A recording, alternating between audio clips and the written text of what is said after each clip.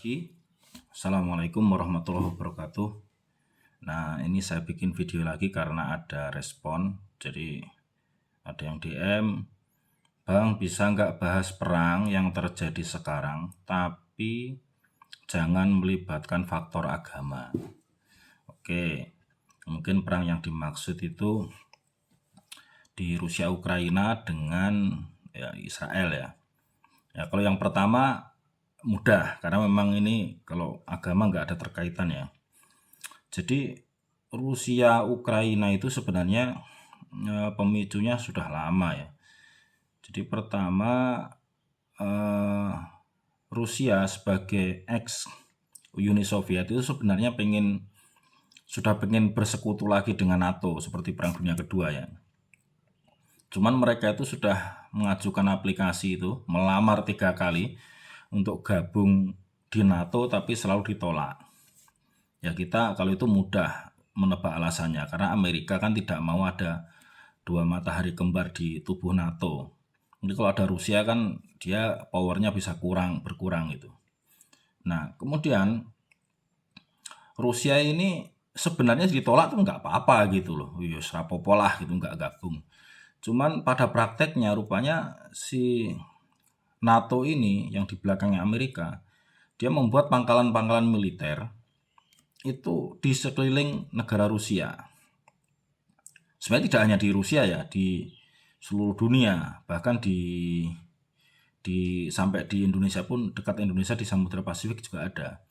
Jadi pangkalan-pangkalan militer Amerika ini, NATO ini, yang sudah mengelilingi Rusia itu ya di Turki, di Belarusia, di daerah-daerah itu ada petanya itu.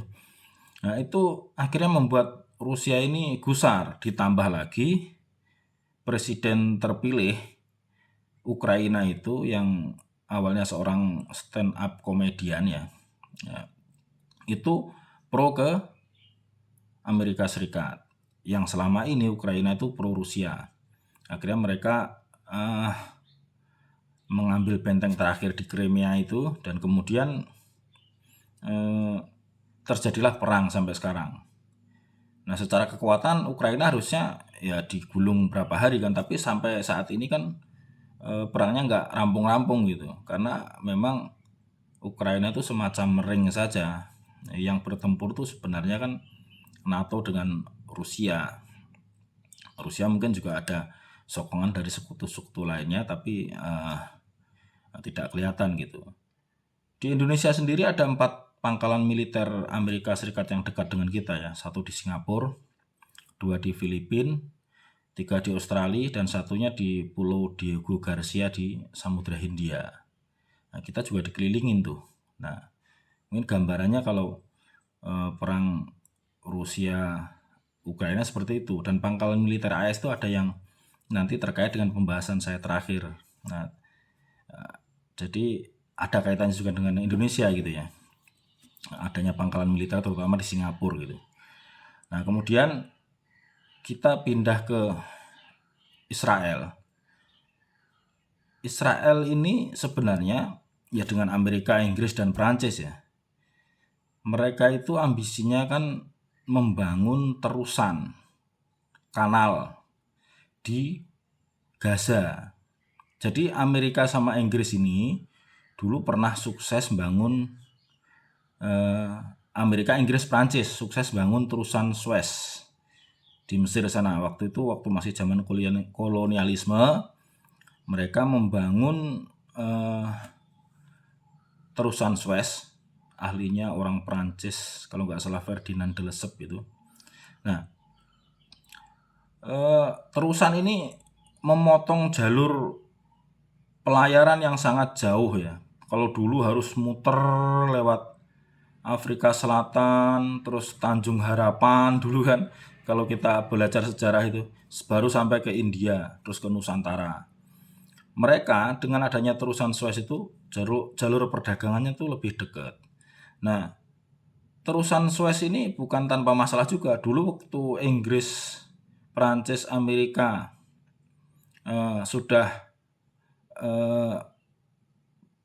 secara de facto itu tidak menjajah lah di Mesir, itu Presiden Mesir Gamal Abdul Nasser itu pernah mau menasionalisasi terusan Suez. Ya, karena terusan Suez ini hasilnya banyak, karena lalu lintas kapal itu dia harus bayar dan lain sebagainya. Itu sampai diinvasi itu. Jadi dia itu akhirnya perang itu selesai dengan berbagi. Jadi boleh jadi aset nasional secara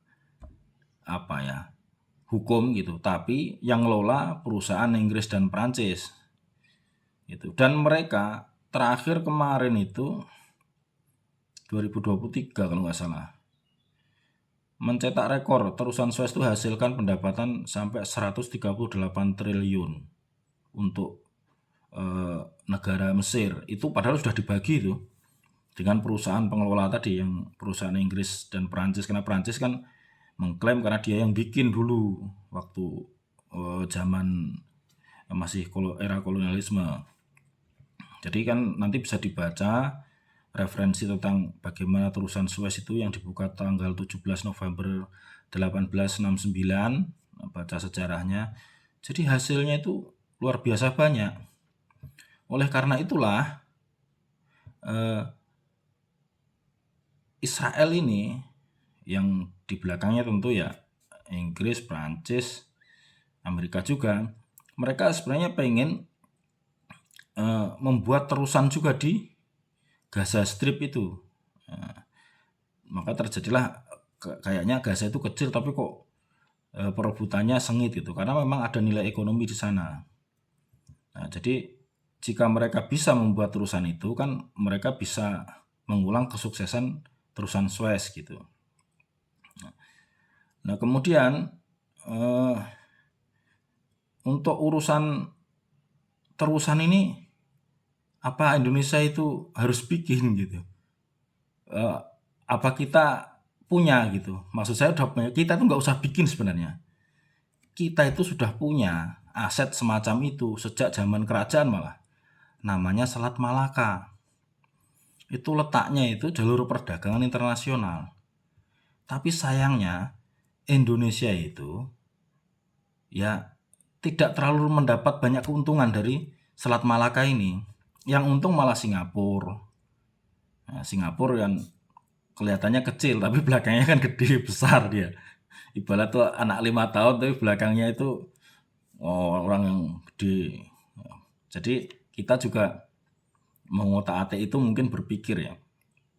Kemudian selain kalau Selat Malaka memang kita nggak terlalu diuntungkan, malah lebih banyak untung tuh Malaysia sama Singapura sama Thailand, Cina terutama, karena semua lalu lintas barang yang ke Cina tuh pasti lewat situ. Jadi kalau kita itu misalnya benar-benar berani gitu ya, kalau dia utak-atik Natuna itu kita tutup Selat Malaka itu selesai. Apalagi nanti presiden kita itu kan jenderal ya, Pak Prabowo ini, semoga tegas itu. Nanti kita ya jangan sampai nasionalisasi. Kalau nasionalisasi Selat Malaka pasti kita diinvasi, mau siap-siap kita perang gitu. Tapi kita itu minta bagian yang adil. Itu sejak zaman kerajaan itu punya kita kok.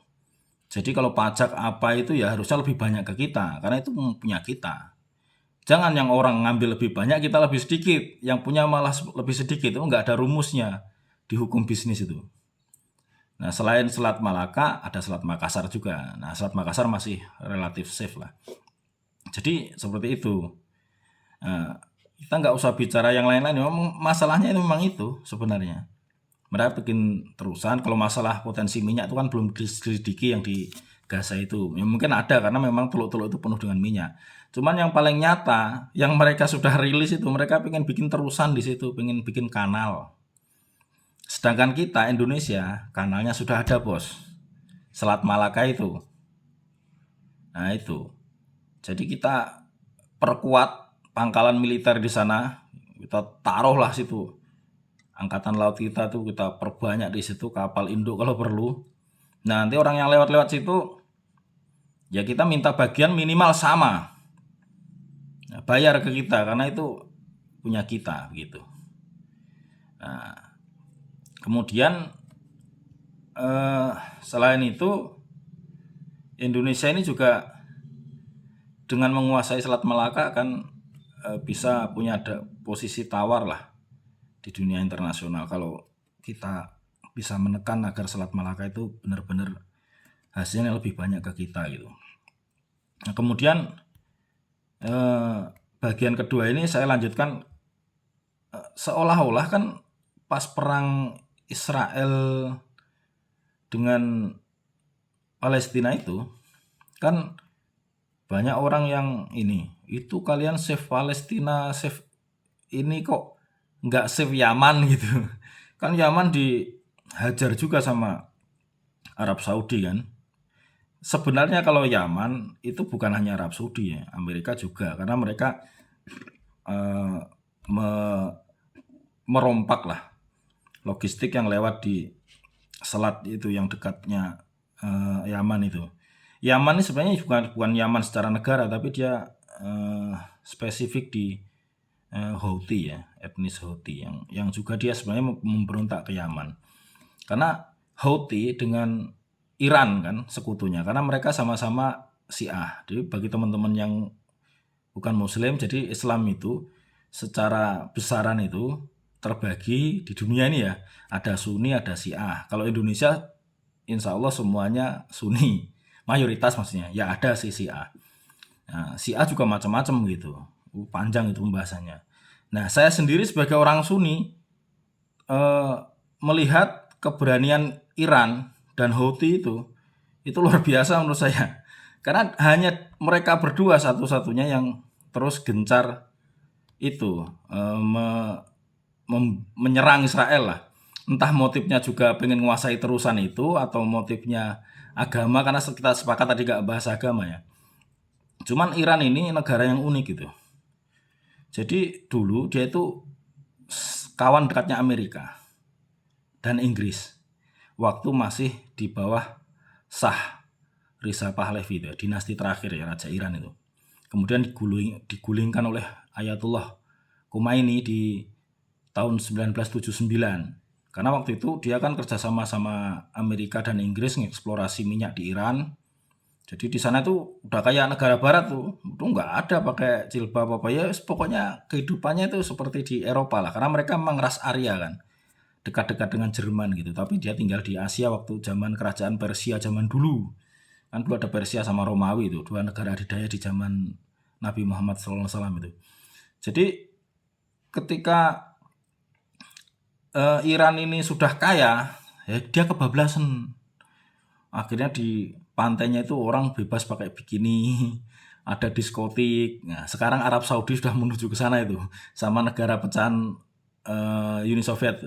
Nah, saya itu belajar dari pengalaman saja. Ketika sudah seperti itu, akhirnya kaum agamawan ini memberontak ceritanya. Ya, pemimpin Syiah Ayatullah Khomeini ini menggulingkan Shah Iran itu sampai lari ke luar negeri. Akhirnya negara itu jadi negara Islam gitu, Islam Syiah maksudnya. Nah, Amerika otomatis mau nggak mau harus cabut kan. Jadi penyelamatan staf kedutaannya kan difilmkan itu, yang numpang di kedutaan Kanada waktu itu. Ada filmnya itu. Mereka mengeluarkan staf-staf mereka dari Iran itu heroik lah gitu. Nah, setelah Iran bermusuhan dengan Amerika, kan mereka nggak bisa mengeksplorasi minyak mereka tuh. Nah, Amerika itu masih punya mitra namanya Irak. Irak itu dulu kawannya Amerika. Irak, Kuwait itu semua kawannya, Iran juga. Terus akhirnya bagaimana mereka ribut masalah perbatasan. Ibarat dua desa gitu, Irak-Iran tuh rebutan perbatasan lah. Amerika masuklah ke Irak. Wah, udahlah serang aja itu. Kamu tak kasih mainan, namanya senjata pemusnah massal itu namanya dari gas gitu. Tapi ingat, Irak itu dikasih reaktornya saja. Ibarat orang masak, dia itu dikasih kompor sama pancinya. Tapi ramuannya kan nggak tahu gitu. Yang ini kemudian berapa tahun kemudian dipakai alasan oleh Amerika untuk nyerang Irak. Irak punya senjata pemusnah massal. Orang bilang nggak ada. Kalau reaktornya saya bilang ada. Siapa? Yang ngasih kan Amerika. Yang ngasih dia. Cuman yang bisa ngolah, bisa bikin gasnya itu kan orang Irak nggak bisa gitu. Nanti saya kasih fotonya waktu perang Irak. Iran itu kan banyak tentara Iran itu pakai masker gas itu. Karena senjata itu gitu.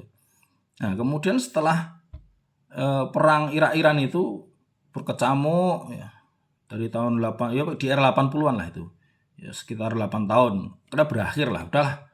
Eh, perbatasannya akhirnya entah sepakat atau bagaimana, pokoknya perang itu stop. Terus kemudian Saddam Hussein ini kepedean. Ini namanya perang itu sebenarnya urusannya ekonomi semua. Nah, Kuwait ini kan kecil. Dulu zaman Khalifah Turki Utsmani, Kuwait itu provinsinya Irak. Cuman waktu Turki Utsmani itu runtuh, kan akhirnya banyak terbagi-bagi berdasarkan siapa yang punya waktu itu. Misalnya kolonialisme di Indonesia kan juga gitu. Misalnya Indonesia Nusantara ini punyanya Belanda, terus Filipina punya Spanyol, kayak gitu-gitulah. Akhirnya terpisahlah Kuwait dengan Irak ini. Nah, Saddam merasa, wah ini Amerika kan teman saya. Udahlah saya invasi aja Kuwait. Akhirnya Kuwait itu disuruh gabung baik-baik, gabung ke Irak. Karena kamu dulu provinsi saya. Kuwait nggak mau. Karena dia punya minyak, punya sumber daya alam yang kuat gitu. Nah, Irak menyerang Kuwait. Nah, di luar dugaan ternyata Amerika itu bukannya bantu Irak, tapi bantu Kuwait. Karena Kuwait menjanjikan pokoknya seluruh pengelolaan minyak saya nanti ke sampean. Nah, tapi bantu bos saya itu ngatasi Irak itu. Akhirnya Irak perang sama Kuwait. Nah, tapi dibantu Amerika. Nah, daripada remuk redam, dah akhirnya stop waktu itu. Nah, Saddam masih berkuasa. Ya kehidupan berjalan seperti apa adanya lah gitu. Nah, kemudian bikin gara-gara lagi si Saddam Hussein ini. Ketika Uni Eropa memutuskan memakai mata uang euro, waktu itu kan yang nggak setuju cuman si Inggris tuh. Brexit kan dia mau pakai tetap pound sterling. Karena pound sterling itu memang nilainya lebih tinggi. Kalau dikuruskan rupiah, pound sterling itu sekitar 17.000, euro itu 15.000. Nah, cuman kan Inggris ini kan nggak mau juga faktor inilah, dulu saya itu negara besar masa mau ikut-ikut mereka gabung gitu. Nah, setelah muncul euro itu, kan Amerika itu jualannya kan selain senjata, terus ya minyak, dia kan jualannya dolar. Dolar itu kan dijual. Jadi kalau Amerika utangnya banyak, itu terus jangan dibandingkan. Indonesia utangnya banyak, lebih banyak Amerika. Ya nggak bisa gitu, karena Amerika yang punya dolar. Mereka mau utang banyak, mereka tinggal cetak dolarnya itu. Lah kita kan enggak gitu. Nah, kemudian Saddam mengumumkan bahwa jual beli minyak dari Irak itu pakai euro. Wah, Amerika ngamuk lah. Akhirnya Amerika munculkan isu, Irak punya senjata pemusnah massal. Ya memang punya kalau senjatanya, tapi pelurunya nggak punya. Kok punya dari mana? Lah yang ngasih kan Amerika waktu perang Irak-Iran. Kan gitu. Jadi banyak orang itu kan, wah ya mungkin ngomong nggak punya waktu di media itu kan. Hanya sedikit yang bilang punya. Saya salah satu orang lah yang bilang punya, dan memang itu punya kalau reaktornya. Tapi yang bisa bikin kan orang Amerika ahlinya. Ahlinya nggak ada. Ibarat pusaka tapi kuncennya nggak ada, yang megang nggak ada. Pedang Naga Puspa kalau yang megang bukan Kamandanu ya nggak bisa mainkan. Keris Empu Gandring kalau bukan Empu Gandring yang ini ya nggak bisa mainkan. Ya sama. Reaktornya ada, pelurunya nggak ada. Tapi kan akhirnya jadi alasan untuk invasi. Nah, motif-motif ekonomi. Jadi terus Amerika itu juga dengan kondisi sekarang Houthi dan Iran itu sudah diprediksi sama intelijen mereka kan. Indonesia ini kan paling ditakutkan kalau sampai mendukung perjuangan Iran. Waktu Presiden Mahmud Ahmadinejad, orang Indonesia kan sangat kagum dengan Ahmadinejad itu. Jadi bagaimana caranya menggelar operasi supaya orang-orang Indonesia itu nggak dukung Iran. Jadi dimunculkanlah Syiah bukan Islam. Dimulai dengan konflik Sunni Syiah di Madura, di Sampang itu. Lalu muncullah spanduk-spanduk di kota Jogja di tahun 2012. Syiah bukan Islam. Yang paling nyata di Jogja lah, karena saya lihat dokumentasinya. Nah, lalu Kementerian Agama Indonesia juga menimpali, menyatakan bahwa Syiah bukan Islam. Karena apa? Yang ditakutkan kalau Indonesia juga sampai simpati dengan Iran, itu repot. Karena Indonesia itu negara muslim terbesar. Entah kualitas muslimnya kayak apa, tapi jumlahnya banyak ini. Kalau sampai termakan fatwa Jamsal jihad ke sana, repot itu. Makanya dipisahkanlah sekarang. Jadi banyak orang-orang Indonesia yang berpikir secara singkat gitu, tanpa mempertimbangkan faktor yang lain-lain. Berarti Syiah bukan Islam. Karena Syiah itu padahal macam-macam gitu, dan dilihat kepentingannya juga. Karena Syiah itu dulu sebenarnya ya juga politik juga munculnya itu bukan terkait dengan akidah. Jadi Syiah itu dulu pengennya setelah Rasulullah Muhammad SAW meninggal, yang jadi khalifah itu bukan Abu Bakar tapi Ali. Mereka mengibaratkan waktu Nabi Musa itu kemana-mana kan sama Nabi Harun tuh ada yang pekatiknya lah, kalau bahasa Jawa itu apa ya, pembantunya kemana-mana ikut, itu namanya Yusak bin Nun. Nah sampai dia menemui Nabi Khidir kan sama beliau. Ketika Nabi Musa alaihissalam dan Nabi Harun alaihissalam sudah wafat, kan Yusak bin Nun diangkat jadi nabi. Lah mereka logikanya begitu. Wah ini kan kemana-mana sama Rasulullah, bahkan Rasulullah mau dibunuh aja, yang gantikan tuh Sayyidina Ali. Nah kenapa nggak Sayyidina Ali jadi khalifah? Begitu awalnya kayak gitu. Nah, terus berkembang sekarang bagaimana, nah itu kan udah melewati rentang waktu ratusan tahun, ribuan tahun bahkan sampai sekarang ya kondisinya kayak gitu. Cuman keberanian Syiah, dalam hal ini Iran sama Houthi, itu sampai meluncurkan rudal yang menghantam kawasan Israel kan. Dengan Israel kan bangga dengan Iron Dome-nya itu, yang kubah besi yang nggak bisa tembus, ternyata tembus gitu kan. Nah itu harus diapresiasi menurut saya, kalau memang apa ya, dari sisi perangnya loh gitu. Jadi kondisinya tuh sekarang kayak gitu ya. Nah kemudian Syiah bukan Islam tuh terus. Indonesia dulu awalnya kagum dengan Mahmud Ahmadinejad tuh gini ceritanya. Jadi Mahmud Ahmadinejad ini entah nggak ada hujan nggak ada angin, di PBB itu bilang gini, Holocaust itu nggak ada katanya. Itu pernyataan cerdas loh ini, karena itu pisau bermata dua. Akhirnya orang Israel malah delegasinya ada itu.